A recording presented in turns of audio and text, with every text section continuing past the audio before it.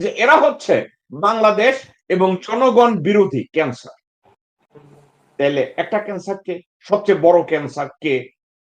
আমি মনে করি বাংলাদেশের বর্তমান সেনাপ্রধান মির্জাফর ওয়াকারুজ্জামান বাংলাদেশের সবচেয়ে বড় ক্যান্সার, আনকিউরেবল ক্যান্সার।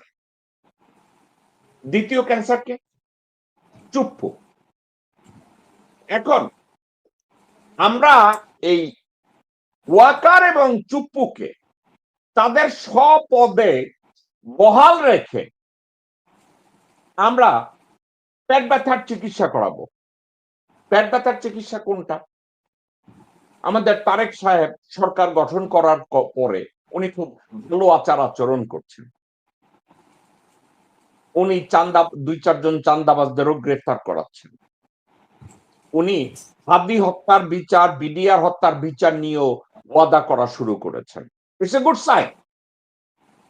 কিন্তু এ ধরনের গুড সাইনের কথা তো আমরা ডক্টর মোহাম্মদ ইউনূস কাছ থেকেও শুনেছি। ডক্টর মোহাম্মদ ইউনূস তো বলেছে, ওয়াকারুজ্জামানও বলেছে সব হত্যাকাণ্ডের বিচার হবে।